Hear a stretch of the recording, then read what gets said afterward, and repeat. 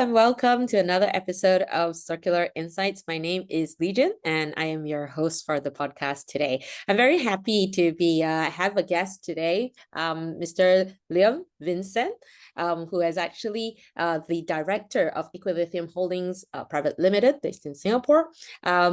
Leon actually graduated from Western Australia, majoring in economics and finance. And why I'm very happy to have him today is because we're actually going to be talking about something that is almost everywhere in our life, but no one really gives much thought about what happens to it when we no longer need it.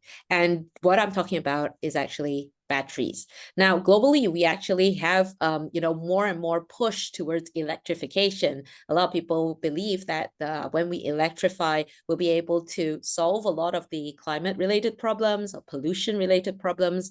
But of course, behind the electrification, there are also many components, many moving parts that we haven't yet fully talked about. And one of it is batteries. So welcome, Leon, to our podcast today. Thank you, Lijin. Thanks for having me. A very good afternoon from me. A very good morning to you from where you are. Yeah, I Indeed. think it's actually a very good wrap what you said about how batteries are an answer to existing problems, but it's also opens up many other questions that we have probably not thought of in depth. So let's get the ball rolling. Yeah, thanks so much for that. And for those of you who may not know Leon, he's actually had 30 years of experience in global and projects logistics with companies involved in the automotive industry. Now, the company Equalithium actually prides itself as a complete service value chain provider for sustainable recycling and recovery of large format lithium batteries. Where are large format lithium batteries? These are actually adopted across various type of industry applications across the global markets. And it is changing actually very rapidly in this landscape of electric vehicle, battery technology, among other uses of lithium-ion batteries. Now, Equilithium is also a member of the Singapore Battery Consortium and associate, as well as the member of Association for Battery Recycling Industry. So very great to actually have Leon actually share a lot of insights coming very specifically from the battery industry. And why in particular is Seabase, our association, also interested in this topic is because e-waste is something that is growing across the world. And when we talk about e-waste, we can't kind of separate ourselves from the whole value chain of the batteries. There has been various news. Some people may have seen how, batteries exploded, causing safety-related issues. There have been news about how batteries have caused fires when it's mixed into post-consumer waste and being improperly managed. Batteries is actually considered to be a hazardous waste that, could leak certain toxins into our soils and waterways, among other things, causing damage to our health, but also to the environment. So, Leon, I think maybe we can start off first by understanding a little bit more about what exactly is the pain that you're solving in this space. Right. So, as you have rightfully mentioned, the batteries themselves have certain features, certain characteristics that are built into in the process of manufacture and in the very innate characteristics of the material that goes into the manufacture of the batteries. We're talking about largely, we're talking about ternary batteries. There are the NMCs. So you've got the nickel, you've got manganese, you've got the cobalt, you've got the graphite, and of course you've got the lithium. But along with all these, and you've got the separators, and you've got the solvents and the electrolytes that builds up the battery.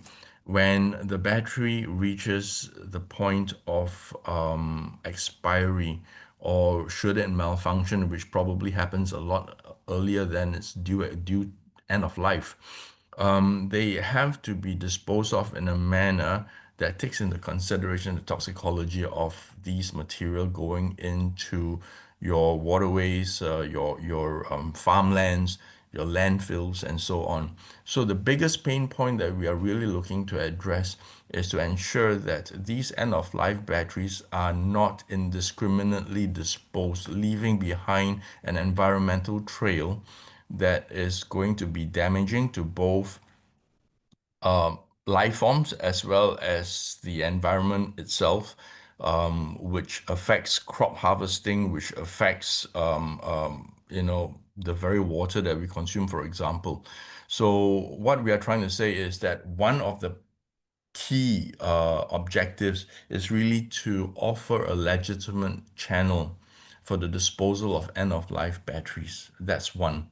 Now, we also spoke about the ternary batteries. I mentioned the critical materials that goes into the manufacture of these batteries, being your nickel, your cobalts, and so on. Now, these at the moment are being harvested at an alarming rate. You've got cobalt, for instance, coming out from the Democratic Republic of Congo, and the kind of water that is being used to harvest such material as cobalt, likewise lithium in South America, China, and Australia, is enormous. All right. So what we want to do really is to mitigate the reliance on raw earth for the harvesting of such materials. The only way we can do this is to recycle these and recover the material from end-of-life batteries and from battery scraps that's come falling off the assembly lines. Mm, Can we really reduce this to a zero? Not at all, because year on year there is always a pressure to um, enhance sales volumes from the manufacturer and distributor's perspective. There is growth in population. So there's always a 5-10% increase, 15% increase in demand every year for new cars and new generation of batteries. But that having said that, the existing batteries that are already in circulation, if we can effectively and efficiently recover the materials from there, then that offers some reprieve from the reliance on raw earth. mm, And largely, by no means least, we've got raw material that is at the moment in its raw form, scattered over different parts of the world. But fortunately or unfortunately, they are concentrated in certain countries. Nickel, for instance, finds the biggest deposits in Indonesia, while lithium is mostly found in China and Australia and some parts of South America. Having said that, when the batteries are finally manufactured from these materials, they are distributed to all over the world. And mm, when the appliances, these batteries reach the end of their useful life in whatever appliance that they've been fitted into, you will find that the batteries themselves, it kind of like normalizes the material that's recoverable from those batteries, and therefore the critical materials becomes available from elsewhere that it was not originally found. mm.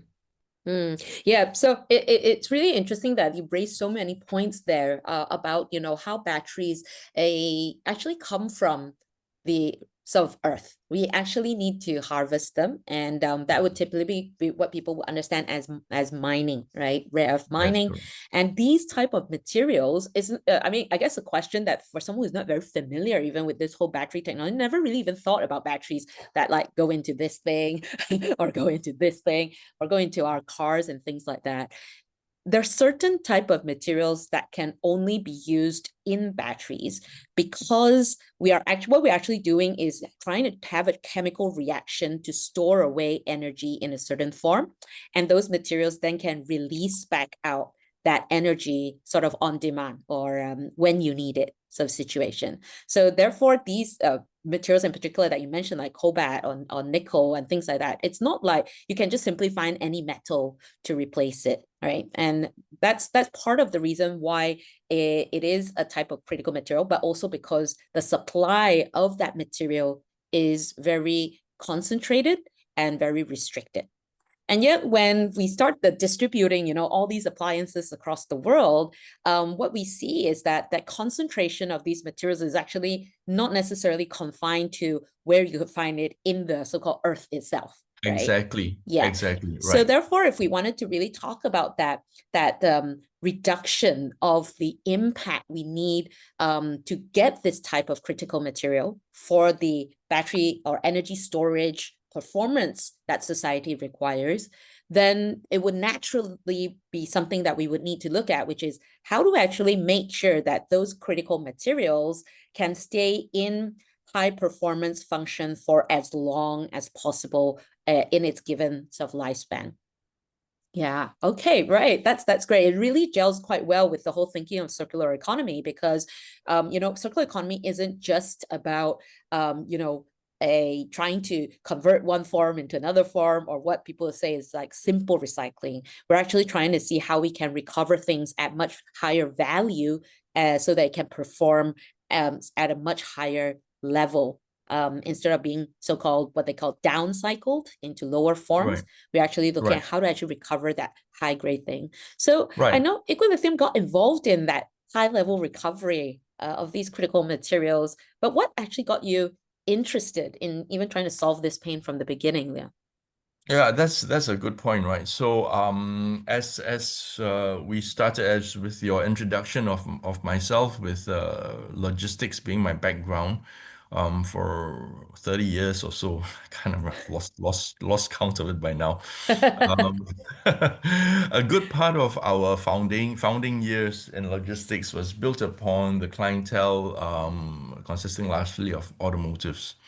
So with automotives as a backdrop, you can actually see where that came from. About 5, 6 years ago already, they had started to iterate to us their concerns, their growing concerns, changing concerns over the many years that we've known them. And they came to us one of these and said, listen, guys, thanks a lot for the warehousing and the shipping and everything else that you've been doing for us. But we see that there's going to be a new set of problems that we're going to be accosted with in the forthcoming years. And of course, what could it be? Broken windshields, wearing tires or suspensions. No, they came to us and they told us, okay, we foresee that there's going to be a problem with the batteries when they reach the end of the useful lives. Not now, definitely not now. We're talking about 5 years ago, but as and when they reach the end of their useful lives, as we electrify the fleet of cars that we are now distributing and marketing.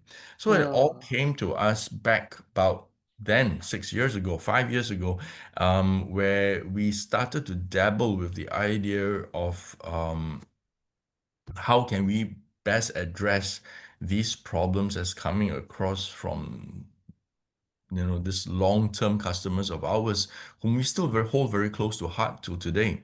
And mm, lo and behold, we started to delve a little bit into the technology, into the processes that's required to recover the material and how to recover them, not just effectively, but to the best of efficacy in terms of efficiency and safety, so that it's sustainable in itself. That was actually the biggest challenge for us at that point in time. mm, There, of course, have been over the last 3, 4 years, especially, that the processes themselves have undergone a lot of change. We can address this later on when we talk about the different types of batteries that's coming into play and the commercial landscape of batteries that have been changing as well.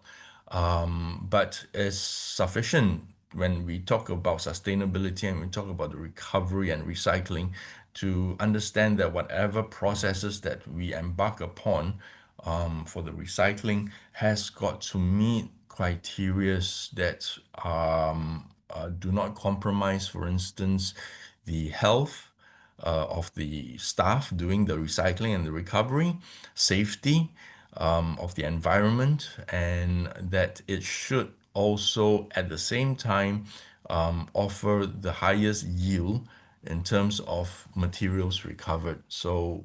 that's basically to put things in a nutshell. Yeah, I really love it because a lot of people actually think like most businesses just care about profits and they wouldn't actually really care about these things like, what's going to happen to the batteries as they electrify the fleet. Of course, there's a cost aspect to it. I know batteries is a scheduled waste. They will have to hire somebody to go and take it away and so-called process it properly.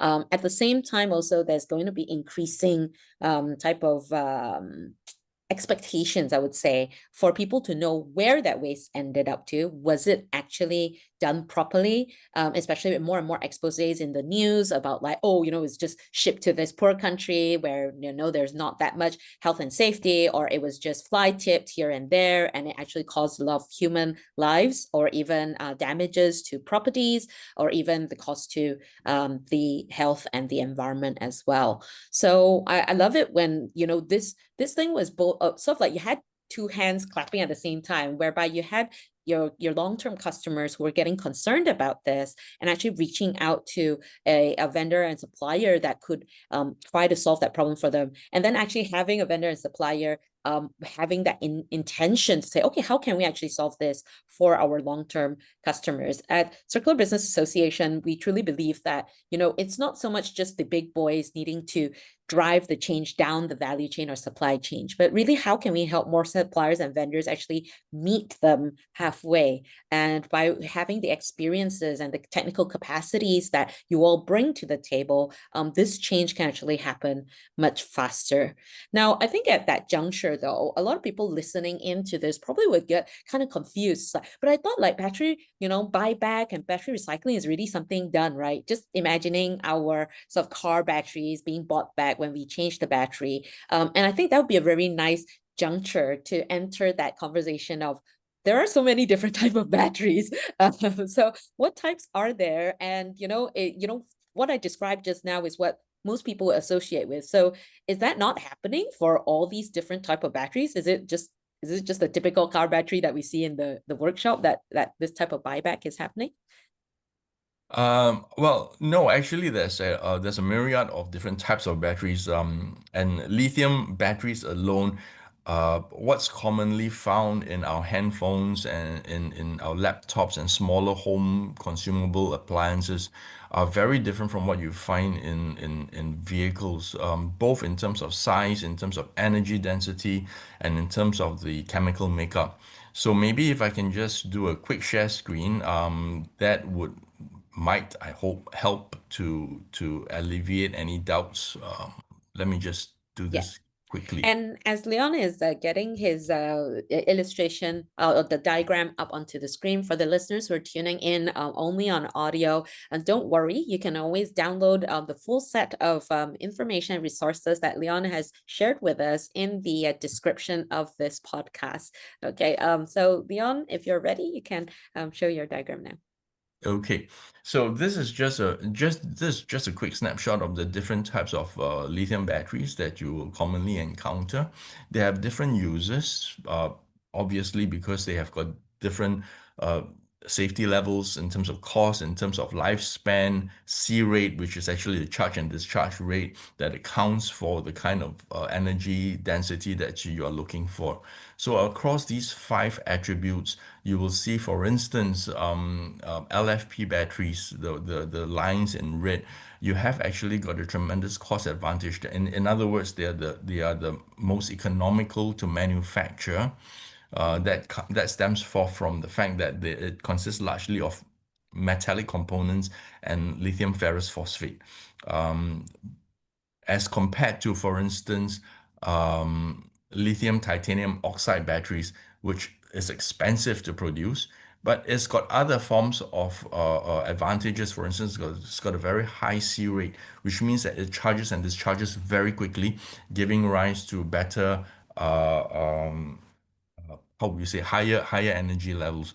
So if I were to look at this diagram and you look across the board on the right, you would see the different types of batteries. You got lithium ferrous phosphate, NCAs, LMOs, LCOs, LTOs, and MCs. But for the purpose of the larger format batteries, if we are referring to appliances such as, now we specialize, I remember, Lijin, you were talking about how we are specialists in large format batteries, right? Recycling of these batteries. So we are largely talking about those that stems forth from e-mobility devices, anything Mm. from 2 wheels up to 18 wheels. 2 wheels across the board would be a battery that's, I don't know, 5 to 8 kilos, 10 kilos a pop, or anything that goes up to a bus or a truck's battery would be 3 tons and north of that a piece. So these kind of batteries would necessarily come between this range, typically the LFP batteries, which are cheaper to produce, somewhat lower on the energy specifics versus NMC batteries, which has got higher energy density levels, but is more expensive to produce, and it's got the other attributes in terms of safety, lifespan, and C-rates as well. So this is just to give you an overview of the different behaviors and attributes of the batteries that you would commonly encounter. So when we're talking about, that common it says visualization that there is some sort of battery buyback, that's actually happening with like lead acid batteries at this point. But when we're looking specifically into electrified transportation, so it could be electric scooters, it could be your electric cars, it could be electric lorries. These are actually moving into a different type of battery. They're not in the lead acid realm anymore. This is where the lithium batteries are currently being deployed. That's And right. that type of recovery is actually not quite there yet, right? Because those batteries actually haven't really, most of them, I would say, haven't actually reached the end of their battery life, and they're still very much in the vehicles themselves. But this is going to become an acute problem later on if we're not thinking about it, not planning for it, and just waiting to have bundles of batteries causing problems to our environment and our health at that point. And yet inside lithium batteries itself, there's so many different types in its own, which makes it also, I guess, more challenging for us to recover it. Is that correct, Leon? That is absolutely right. I mean, we've spoken about this before, but when we talk about the technologies that goes into building batteries, innovations using the different types and configurations of material, um, it always tends to move ahead of what recyclers would do. I mean, recyclers are always providing an answer to the question, but the questions are being raised whenever a new battery is being built. Mm. So if you're talking about the developments in battery technology, that is an action. But when you talk about the recycling and the recovery of the materials from these new forms of batteries that's being created, it's always a reaction. So an action is always faster than a reaction. And there comes a conundrum where we find ourselves playing catch up all the time. So it's safe to say that everything that we are doing for recycling is still born out of a lab level, but in certain areas we have already caught on to industrializing it. For instance, we have the first wave of EV batteries expected to come on in around 27, 28, and the go-getters for first line of recycling have already plants that are installed and ready to fire up, so that we are there to meet the first wave of end of life batteries as and when they occur. But having said that, we were talking about how the changing landscape of batteries has kind of like thrown a spanner into the works, for what we need to work on, in addressing the different types of battery configurations is coming downstream. Yeah. And I think like for people who didn't even realize that there's so many different types of lithium ion batteries and things like this, I think now is the point that probably we can appreciate a bit more when you were saying that to even figure out how to move those batteries around, how to recover the materials in a safe way without actually causing the pollution or causing any dangers to the people involved in the operations. It's something I think that now becomes clearer to most people once you've actually realized that, wow, people producing the batteries at this point haven't really thought about what's actually going to happen at the end. And I think this is at the crux of where circular economy really needs to step in, because what we're saying is that just allowing recyclers to catch up after the manufacturers have done something is actually a very ineffective and inefficient and potentially even dangerous way to be dealing with materials that we handle on a day-to-day basis. And batteries, I think, just sort of ups it another level because the toxicity that comes out from these materials is potentially much higher than other types of materials. So on that note, though, maybe Leon, you would like to share with us what challenges are actually facing this circularity of batteries, right? I mean, off the top of my head, I guess some form of communication between the recyclers and the designers or manufacturers of the batteries is an obvious gap that would potentially need to be closed, so that whatever is going in actually can be processed going out, right? But apart from that, what are the challenges from making circularity of lithium batteries a reality? Okay, I think when it comes to when we are talking about circularity, we are talking about two separate arms, two prongs that let's take a look at the first one. For what is currently already in the market. All Mm, right. Those that we know are in existing uses, whether if they are in agricultural equipment, industrial equipment, such as or marine offshore equipment, medical, the whole list goes on. And now you've got energy storage system that's coming into play. So you can imagine that all these things are happening in different parts of the world because people are doing are pursuing electrification at different rates. Um, so the question here really is for the existing batteries, where are we going to locate our recycling plants? Are we going to put them into places where the critical mass is already there? But if we did that, what about those places that has got batteries in the remote parts of uh, I don't know, God help me, Celebes Island in Sulawesi, somebody has got 5 taxis, private charter cars running on electrified models.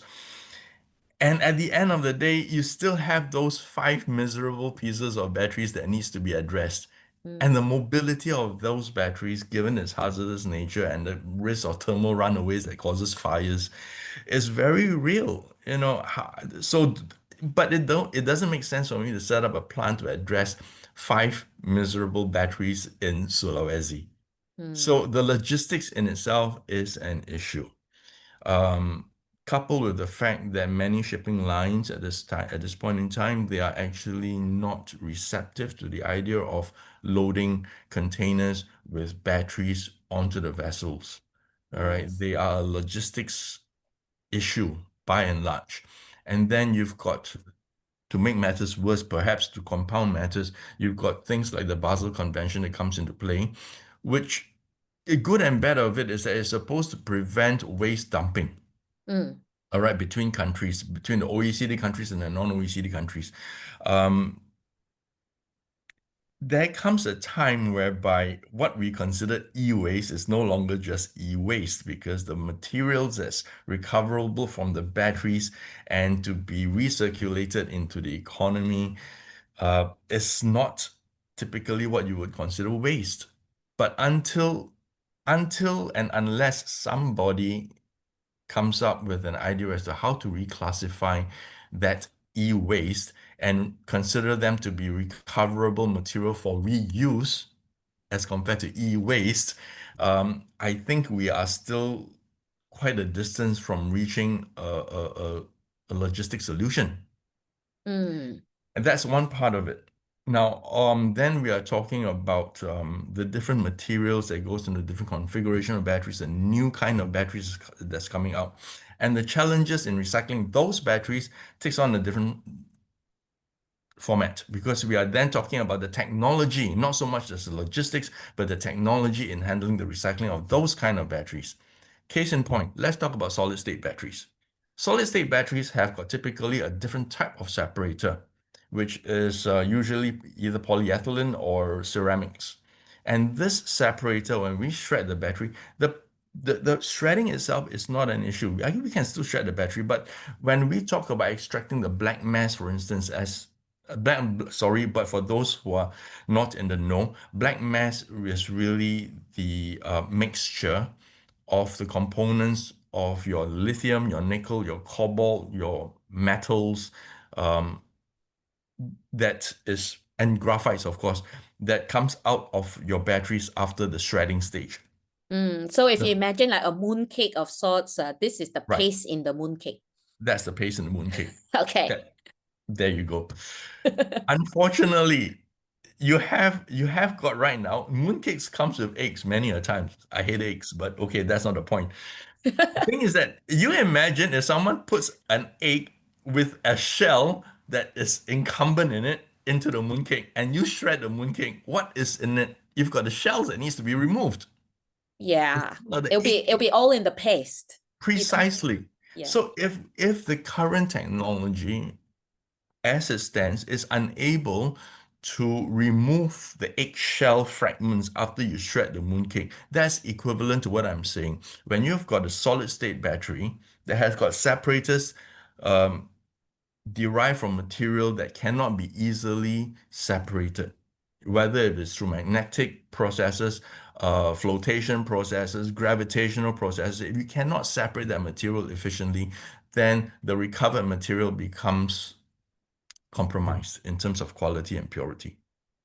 Yeah, yeah, yeah. Now for the benefit of audience that are not familiar with mooncakes, I will try my best to use a piece of pastry to explain this. Imagine if you had some form of a tart, and the tart has a covering, right? So it's got the top part and the side part, and then there Right. is a filling. So it could be like a berry filling or something.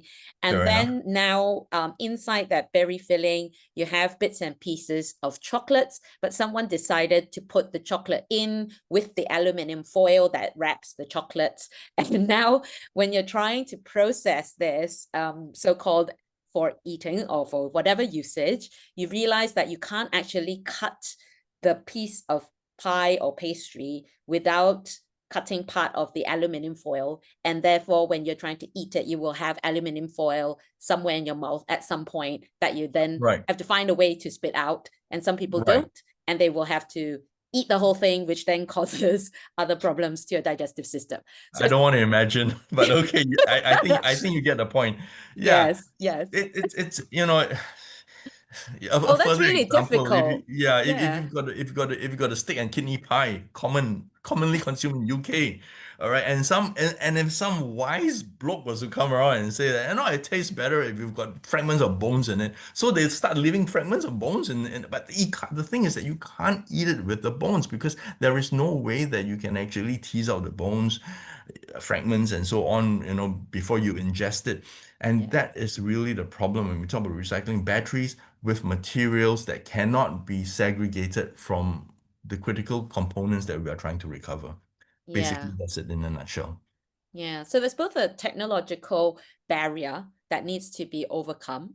And a lot of people then think once the technology is there to actually separate out these things or to process the battery, then the problem is solved.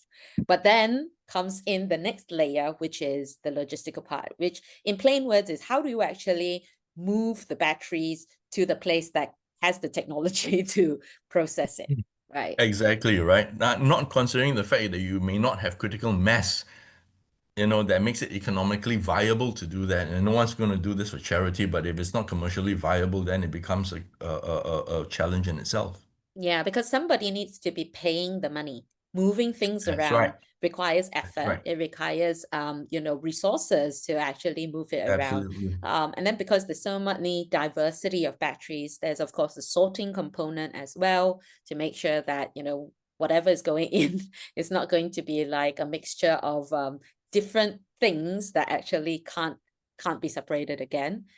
So there's the sorting component, there is the actual movement of it, and then after that, the only then does the technology to process it actually Absolutely. happens. Right.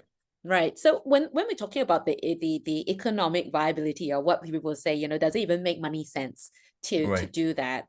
That movement, apart from having that, the Basel Convention and things like that, causing issues about just from a principles perspective, moving something into another country is already an issue, right?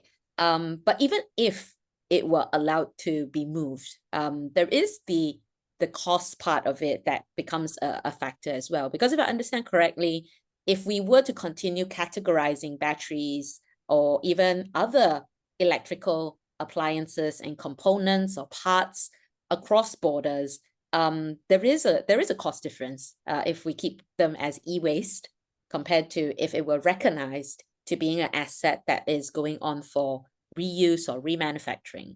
Is that correct? Well, we always have to look at whatever we are dealing with right now, in terms of technology has got a lifespan. Mm. NMCs came out with a certain lifespan, and then people funnily enough, it was actually LFPs that were developed before NMCs, but NMCs hit the market before LFPs because of the higher energy density and more popular usage amongst high energy or high energy consumption appliances, For example? namely vehicles, for instance, right? So NMC batteries took off in a very big way, followed by now the advent of LFP batteries. But the problem here is that with the changing technology, you have got a cost component that's driven down either by oversupply or redundancy from usage or replacement. So maybe I can just show you something else that might help to make a little bit of sense here. Give Mm, me a mm. second.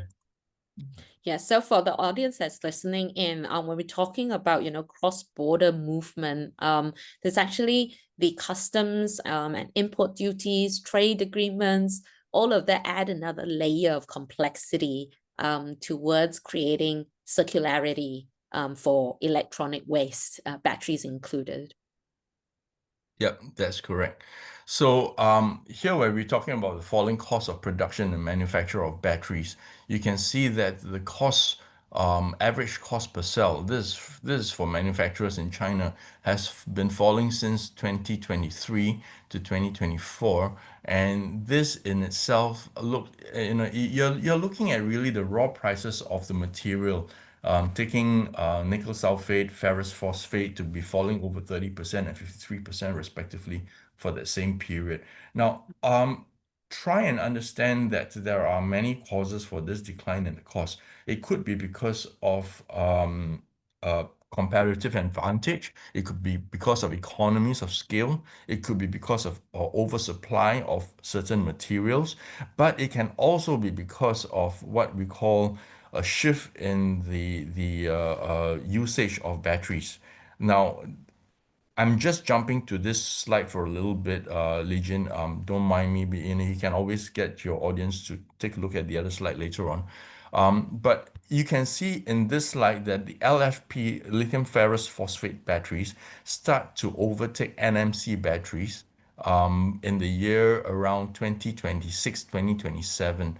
The Mm, onslaught of the LFMP and the LFP batteries taking on NMC batteries starts to drive a wedge right through to the years 2035. And at that point in time, you will see that there's actually aside from LFP batteries, you've got also LMFP batteries, which is a ramification of LFP batteries, driving down the use of NMC batteries. In so doing, you will necessarily have a lesser demand for the cobalt, for nickel, for manganese, right? And largely because of the onset of ferrous phosphate, or literally iron batteries, with mm, a smaller component of lithium, that's taking dominance in the market. So in such situations, you would have a shift in the commercial value of the materials as being recovered. mm, How does this affect recyclers? If I can just stop sharing this, I'll pull out another slide, Legion. go All right, ahead. so recyclers comes in all shapes and forms, and some of us, while we are doing this as a service, there is always a side of recycling that does recycling for either and as a service to recover this and returning it to the market, or to sell it in the market overt. So I'm just going to share this screen with you, which encapsulate what I'm trying to say. Give me a second. Sure. And even this term of recycling, I think is quite interesting to revisit that. We had a previous podcast with some other guests as well, that the understanding of recycling is actually in the terms that we're talking about even today, is more about resource recovery rather than just recycling as in like, yeah, to get rid of it from doing bad stuff. We're actually saying we need to actually bring it back at a high functional value, high functional performance, so that it does something in the economy so that more people can benefit from it without compromising our environment. Yeah, So well, yeah, okay, go yeah, ahead. so that's typically what recovering the material and putting back into circulation is all about. You know, you want to try and Mm, create that circular economy, and that's one of the main purpose and objectives of doing recycling in the first place. mm, Otherwise, you're just a disposal service, right? So yeah. when you're talking about chemical compositions, you can see here that you've got NMC batteries. I've got three configurations of that versus NCA batteries versus LFP batteries. And look across the horizontals, and you will see that there are lithium, there is cobalt, there's nickel, there's manganese, and of course there's graphite. Now, if you look at the NMC components, all these are fine and dandy. You've got a good amount of cobalt, a very decent amount of nickel, and manganese as well as graphite. Now, if you take a look at the last column where LFP stands, do you realize that apart from lithium, there's really nothing that's worth money? Okay. I mean, I'm putting in just a very, very plain Jane. It's plain as is. I'm calling a spade a spade. All right. Sure. The fact of the matter is that LFP batteries have got very little recoverable material that makes commercial sense Mm, to validate the recycling. Okay. mm, mm. And then if you are to look at 0 kilos of cobalt, 0 kilos of nickel, 0 kilos of manganese, you're really left with a lot of aluminum, some copper, steel, a bit of iron there, and six Lots of kilos, graphite. 6 kilos of lithium. But Yeah. that's about it. Okay. Now, if you were to try and justify the cost for recycling with a battery like LFP, and mind you, that is coming on strong and hard in the market, you would be hard pressed to find the rationale behind it. Mm, All right. So then it drives us to consider what really is the underpinning reason to drive the point home that these batteries, come what may, still has to be recycled. You know, you'll be hard pushed for an answer. Isn't that right? mm. Yeah, I mean, from a business person's perspective, like, I guess even that question emerged, like, if you're hard pressed for it, why even get into that business in the first place? But of course, this is where the policy and regulatory, a I would say, instruments come into Right. play. Yeah, for there's a lot of things that for the public good, I would say, that needs to come into play, and that's where policy and regulatory realms actually then have to say, come what may, you've created this thing, you need to Right. actually make sure that it's solved, because there's so Right. many other effects that may be actually taken on by people that you didn't even think about. And this is what people typically call externalities, of operations that happen. So Absolutely. yeah. Right. So when you have got economies that are, shall we say, more advanced in the conceptualization of circularity, example, case in point, EU, you already have a more ready state of mind in adopting measures to ensure that the materials are recycled, batteries are put to, either a second life. I don't want to go there because that opens up a new can of worms. But fact is that if you have got end of life batteries, they must be addressed in an environmentally sustainable fashion.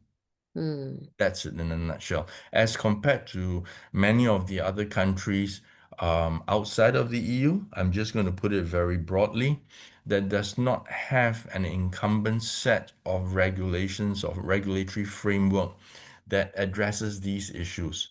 I mean, even in Singapore, where I'm at, I was part of the Pro-Tem committee that was set up with the Chemical Institute and Singapore Battery Consortium to come up with uh, an agreeable set of rules or guidelines to address these end-of-life batteries. And it's no easy task because again, how are you going to compel an organization who's gone through electrification and the pains of electrification to adopt certain recycling and recovery methods and processes that's going to cost him in excess of how much he would have to pay to get the raw materials from fresh earth? Hmm. It puts a person into a dilemma, quite Yeah. honest, right? Yes. So and to push that too hard and make it a law might be counterintuitive if the country is going into its phases of electrification and you're trying to encourage that from and you're trying to persuade people to take on electrification in the broader spectrum. Now, for the benefit of the audience who are like sort of wondering, so why are we talking about this again? I think if we have to realize that as our society, our economies change, technologies come and go. And although there may be advances in technologies so that we can design in more things that are less toxic or easy to dismantle or easy to be put back into the economy, that is the so-called new wave of technologies coming in. But what's happened to the existing technologies that are already deployed and that has already been created? It also requires somebody to also process that and actually bring it back. So I think like when people talk about like, creating new technologies in order to solve the world's problems is great because it is one part of the solution. But at the same time, we can't be forgetting what already is and what we're doing about what is, and how are we going to actually cope and manage with that, which is why I think Leon actually put it really well into like saying that, when we are looking into trying to solve the current lithium ion issues, bearing in mind that there is that technological replacement that is happening, bearing in mind that that causes cost-related differences and things, there is a necessity for the policy and regulatory aspects of it to provide some form of infrastructure that can help processing of this part as well, right? So Absolutely. as Right. countries actually push the agenda to electrify in order to reduce the emissions that's coming out from a scattered everywhere, everyone's emitting pollution everywhere, to try and centralize it. And that's the beauty of electrification. You can actually produce the energy in a central place, and then you distribute it as electricity. So therefore, you could actually find more chances of economies of scale or some form of volume in order to make that energy clean. So it could be from coal, dirty coal, into something that is of renewable sources. And then that makes sense. Electrification makes sense on that front in the That's forward right. part. But if we forget that at the back end, the costs of electrification is that we're creating these materials that nobody actually really knows what to do with. And if it is improperly treated, it will cause fires, it will cause leakage of certain toxicities into the world. On top of that, trying to continuously find these very specific materials for that performance of storing energy and power can actually be a cause of even huger environmental damages from the mining operations perspective, from the safety of the workers processing these type of materials, from even between countries, the conflicts over who is allowed to use those materials in the first place. I think that's like quite a big like thing that most people wouldn't actually consider in the first place. You're not going to be able to cover this, unfortunately, Lijin, in the time that we have left. But it suffice to say that What you have mentioned actually throws a whole new spin to the whole topic here because when you talk about changing landscape of batteries, it's a geopolitical issue. I give you an example. When we first talked about nickel deposits being the so much sought after material, if you remember the chart that I showed you just now, think about what component went into the manufacture of NMC batteries. Look into the amount of nickel that goes into it. Now, obviously, with the nickel deposits that's found in Indonesia, they were elated. There's going to be a boom town for them. They're going to move companies into Indonesia to do the nickel smelting, battery manufacturing, pack assembly, testing, yada yada yada, and the list goes on. Until 2 years ago, when LFMPs and LFPs started to rear the ugly heads. Sorry, I have to use that term here for a while. Fact of the matter is that the demand for nickel suddenly went from hero to zero. Mm, And now the Indonesian government is at the wit's end to retain the battery manufacturers' interest in deploying funds and investing into Indonesia, where the nickel mines and the nickel deposits that they have are no longer a big thing, mm, plainly because of the changing technology of batteries, mm, mm, mm.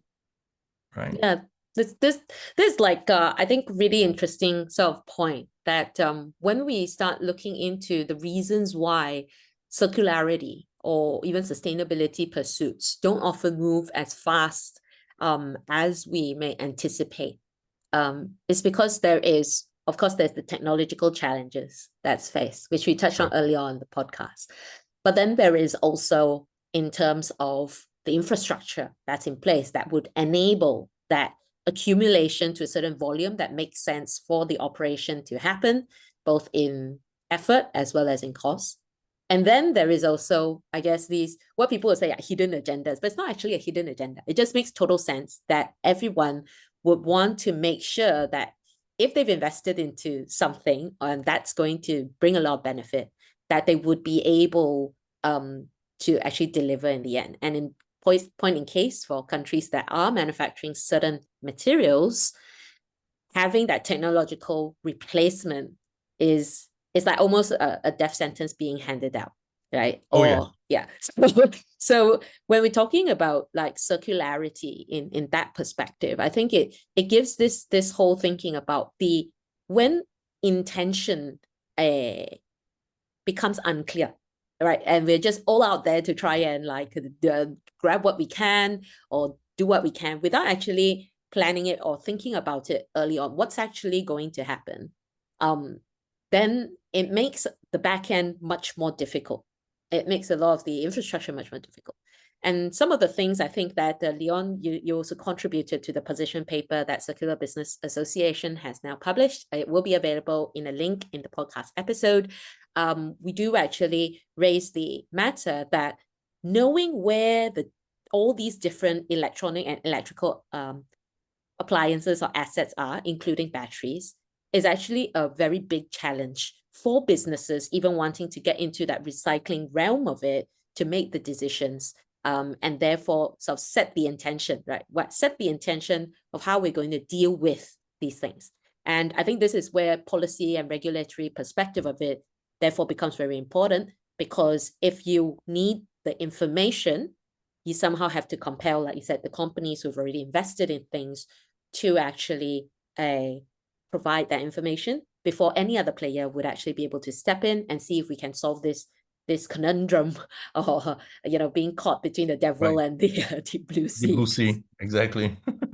Yes. So data is actually something that's really important for businesses like yours to recover, to recycle, to bring back these important It's materials. it's absolutely what we thrive on, all right? Without accurate projections as to when certain types of batteries are going to hit the market and in what quantity, um, it's actually a roll of a dice as to whether or not, whatever we are thinking of administering in terms of the processes, in terms of capacities and recycling, yada yada, is really going to make sense commercially speaking.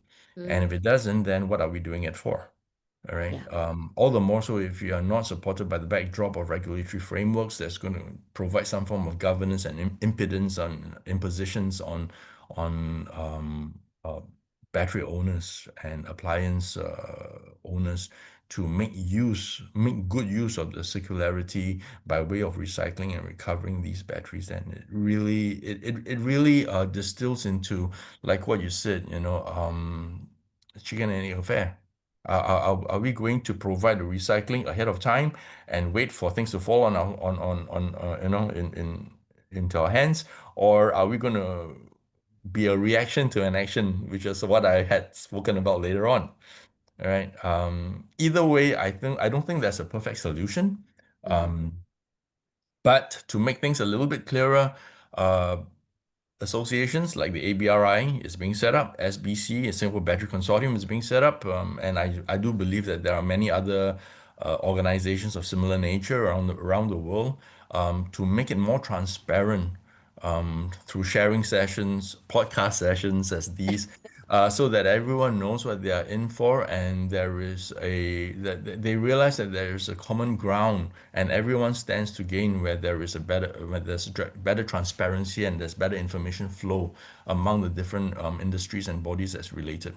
Yeah, because also when the information is available and it is trustable, it also makes that initial challenge that we talked about, the whole challenge of the Basel Convention, being very concerned that these are moving to prevent dumping in other countries, can be lessened because you would be able to track, be able to trace, be That's right. able to know what actually happened to these different batteries across various types of of electrical and electronic assets, Right. and what volumes is actually the problem. So data infrastructure is something that I truly believe is something that is very necessary and very close to being solved, especially at this generation of our time, because we have just so many new technologies coming into play, from big data to blockchain to AI to automations to tracking and tracing sensors. And Yes. yeah, this is, I think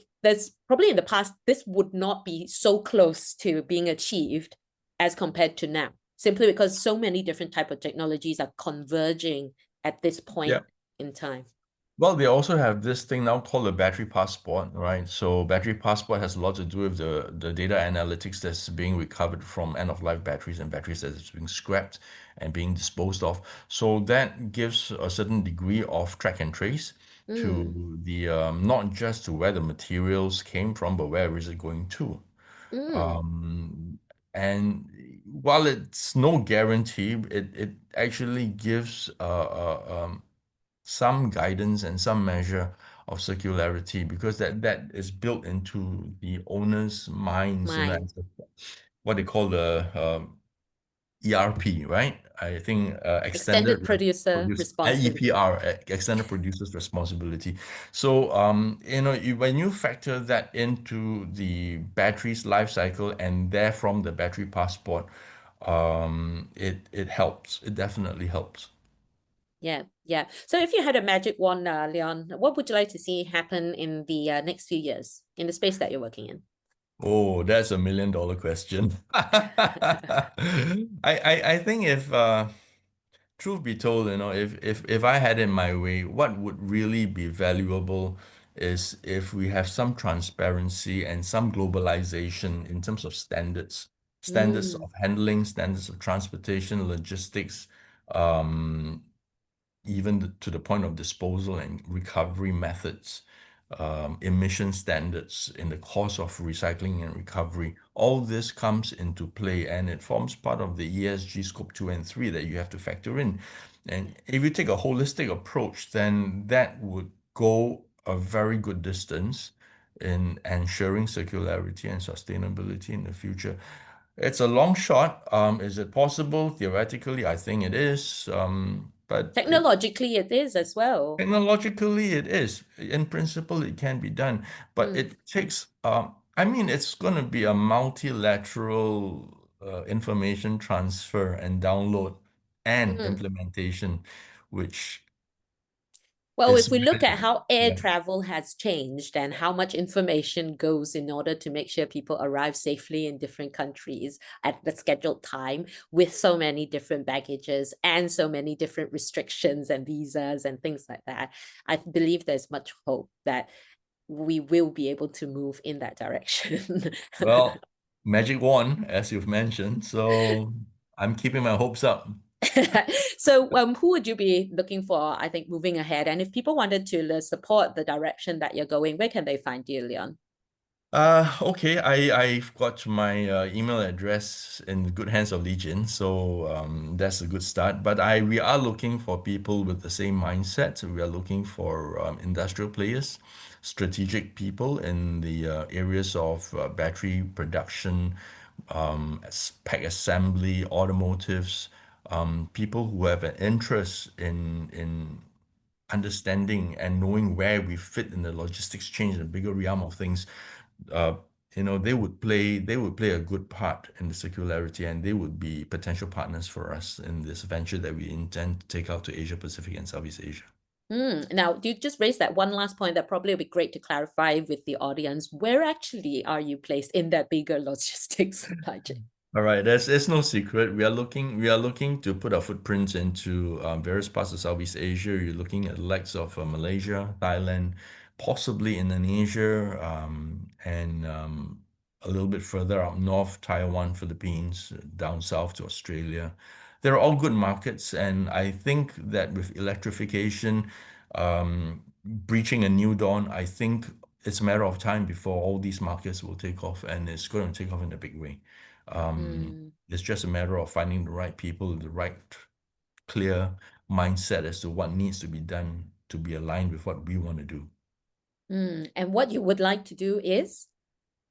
So we like to bring our thoughts of sustainable recycling of large format batteries into Southeast Asia, and to be able to tighten up the circularity and to make sure that there's minimal leakage of inefficiency and inefficient recovery methods, so that maximizes the yield and to enhance the recoverability of all these critical materials, putting them back into circulation as best Mm, possible.